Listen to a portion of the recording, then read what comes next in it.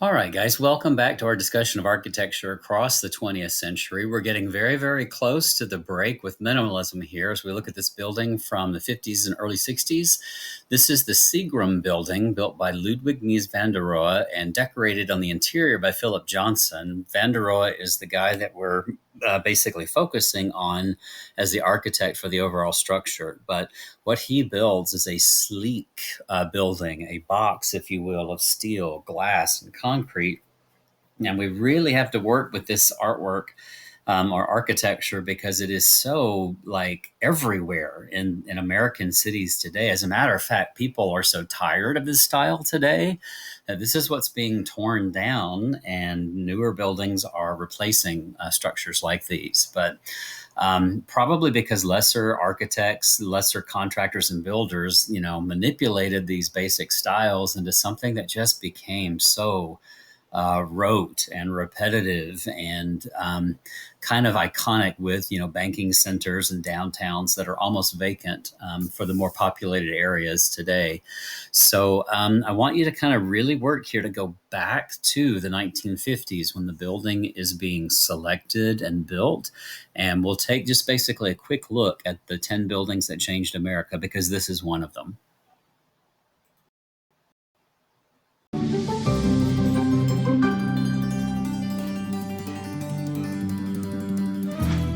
It's been so widely imitated that today it almost looks ordinary. This building was not like all those knockoffs. In 1958, this sleek glass skyscraper was groundbreaking. When it went up, the entire world noticed. It was built by the Seagram Corporation as its U.S. headquarters. The corporate giant ended up with an avant-garde building because it let a young art student choose the architect. To me, it wasn't a corporate headquarters. It was a skyscraper in New York. Phyllis Lambert was just 27 when she learned that her father, Seagram president Samuel Bronfman, would build his headquarters on New York's posh Park Avenue. I wouldn't have known anything about corporate headquarters, I can assure you that. But she did know about architecture, and when Lambert saw the original design for the building, she was appalled. To this day, it's hard for her to even look at a picture of it. Ooh. It is so upsetting to even look at it. My stomach sort of goes. I wrote my father a long, long letter, and the letter starts off, no, no, no. While the original design would have looked right at home in pre-war America, no. Phyllis Lambert knew we had entered a new age.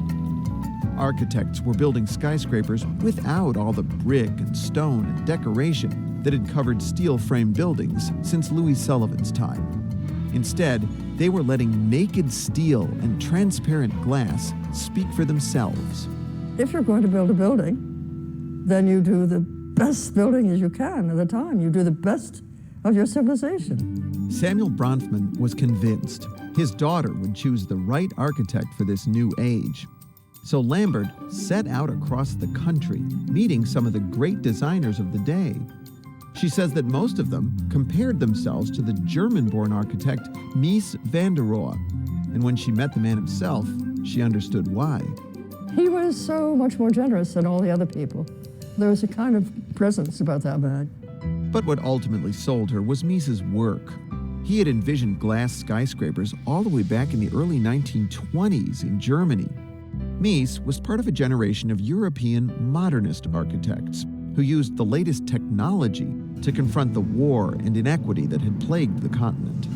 You know, they came out of World War I, and they understood what caused World War I, this intense, insane nationalism. And Mies van der Rohe and his gang wanted to create a new international architectural language. This international style became popular with corporate America for less idealistic reasons. It made a company look cutting edge and efficient. Plus, it could be cheap. It was very inexpensive to build that way. It's repetitive form. But when Mies van der Rohe met with Samuel Bronfman, he quickly learned that saving money was not on the agenda for the Seagram building. Mies said to my father, "What kind of materials do you like?" And my father said he liked bronze. So Mies covered the entire building in bronze. And because he used bronze, he could create a finesse of details. Mies said God is in the details, and it's the details that set this building apart, some designed by architect Philip Johnson. The materials include pale travertine, pink granite, and Verd antique marble. This building is so subtle and yet so complex. At first glance, it might seem as if you're seeing the bare bones of the building, but this is actually an illusion. Mies placed I-beams on the outside of the building, which serve little function. It's a decorative facade, and the actual structure, the steel framing, is tucked behind it. I see them. They're columns behind the glass windows. But the most striking and expensive feature of this building is the huge empty space in front of it. This was Mies's surprising solution to New York's strict zoning code, which had long prevented skyscrapers from rising like sheer cliffs that block out the city's light and air.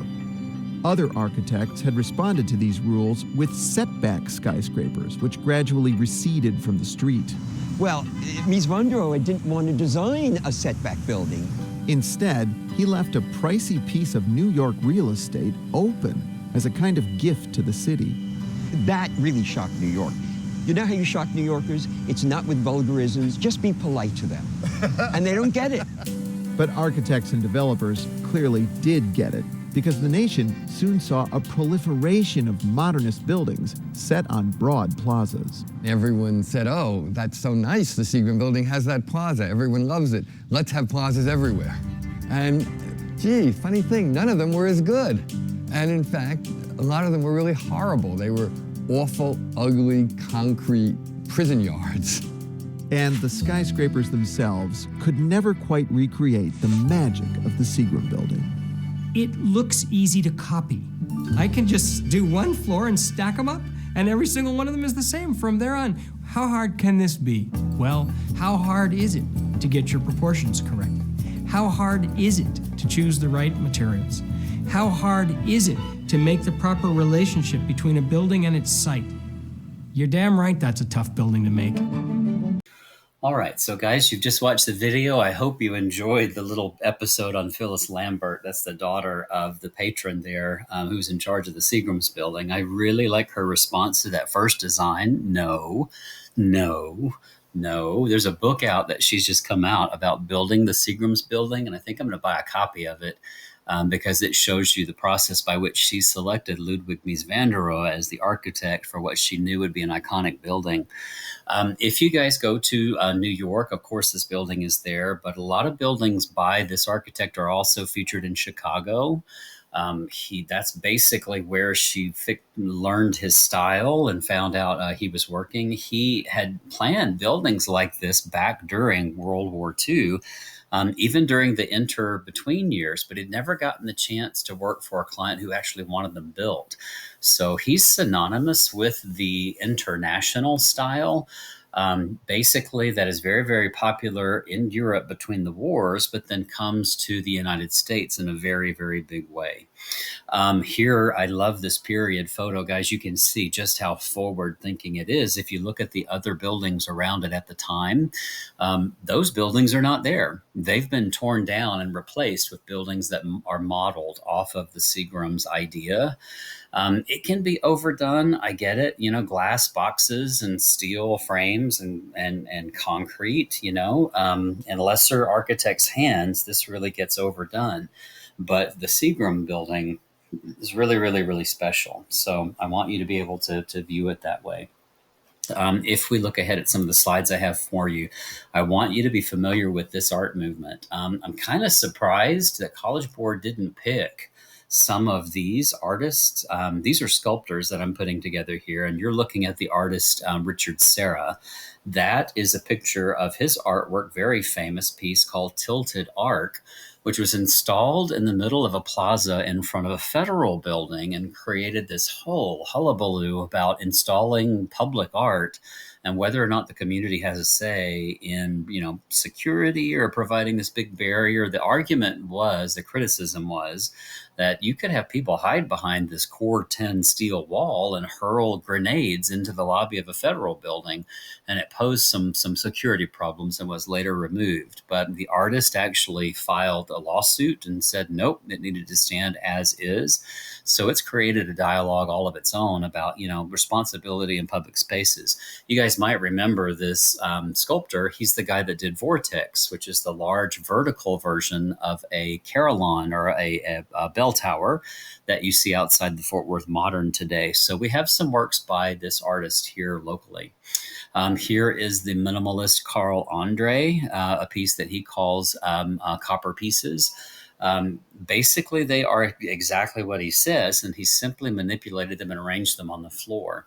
In the Fort Worth Modern, we have a work by this same artist called Slit, and I'm always kind of amused by people who wonder if they can walk on the artwork. You totally can walk on the artwork. You just can't touch it because the acid on your hands will mess it up. But it's funny how just a simple little addition makes people feel differently about the spaces that hover above the artwork, right? These are conceptual pieces. They are not about telling like a story or a narrative. You don't even have imagery to go on. So they're almost experiential in that you have to, be willing to walk around them and experience them in similar fashion. Here's Donald Judd, one of my favorite minimalists. His work is always untitled. He prefabricates his pieces and allows factories to send the materials to galleries without the artist ever being present. It's almost as a way to say that the concept is the art, not the finished materials. And it shows you there will be no adornment, no embellishment. We're going to boil down the artwork to the basic ideas that you need. This allows sculptors at that time to really look at the materials that they're using and the qualities of the materials that you're using. And it becomes basically all formalism. It's very, very popular because of an art critic, Clement Greenberg, who argues that form is the primary concern in art, establishing the right form and balance. So he would take Jackson Pollock and several of the other color painters and kind of put their artwork forward. And it represents the kind of artwork that was making New York kind of the it scene for artwork at the time. So that's the school of art conceptual thought that this building falls into. It is unadorned. It is minimalistic. It is all about the quality of the materials and the way the building is put together. Today, you can see contemporary buildings kind of mimic that design, but this was a rather iconic kind of embellishment. I love the fact that you got to hear what the patron identified as his favorite kind of stuff. He said he liked bronze, and that was not a contemporary material. So the architect incorporates the patron's wishes by putting these I-beams on the front of it that have nothing to do with the support structure that's underneath. I think it's really interesting to see how these buildings go up. So I would really encourage you to look at some of those animated shorts that I put on the side of your page there. It starts with the core of the building, right? The elevators, the concrete structures that are going to be like this thing that grows up in the middle. Then you get the floors that are cantilevered with refurbished reinforced concrete, one level by level by level by level. The last thing that goes on the building is the glass skin. And it seems like we're dealing with human anatomy at that point, right? Where you're talking about the skeleton inside our bodies being the core of the building. The floors are the integument and the muscles, and then the layer of a skin on the top of our bodies is basically what the glass is. So it has an organic quality to it, though it's very, very abstract. You might even compare this building to Frank Lloyd Wright's Falling Water, in that the building does take into account the site that it sits on. You saw in the video, contrary to popular practice of the day, the setbacks that you see in my piece on the left, stepping the building back to provide light to the street, that was not what we wanted out of this building. So there's a large plaza in front of it. Basically, this is the mantra: less is more. Let the spaces breathe. Without all that adornment, you get a variety of different kinds of refinements. Reduce everything to its minimum, and there you have the vocabulary of minimalism. Curtain walls of amber glass are going to help you do that. I mean, there is consideration. I don't want you guys thinking like this is like stuff we didn't have to think about. There were very intentional choices that were made about the materials that were used, because the space is what's precious about the structure. So please don't think that the name minimalism means minimal thought. It doesn't. It just means a different way of thinking about what's important.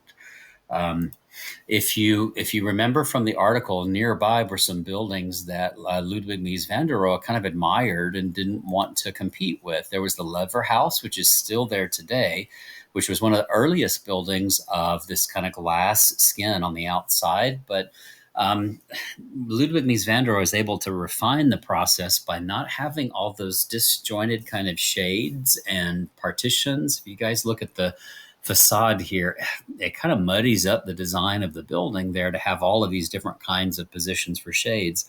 In the Seagram's building, I'm told that the shades can only operate in 3 positions, so it limits the design on the front of the building that they would make. Of course, the other building he wanted to honor was a racquetball club that was pretty prominent, and he didn't want to dwarf it by putting yet another skyscraper next to the thing. So I want you to see how he honors the design of that building in his own in a second. But I do want to remind you guys that you might be tempted in looking at the floor plan here of the whole site and think that this is the Seagram's building. It's not. The Seagram's building is sitting on top of pilotis, right? That basically hover and make the building float. You have some larger spaces for conventions and for functional parts of the building at the back. The building itself is in the middle, and then the plaza sits out front. So should you see this floor plan, I want you to be able to identify where things are. Of course, the most expensive detail you saw in the video was the plaza. It's a large gift back to the city of New York.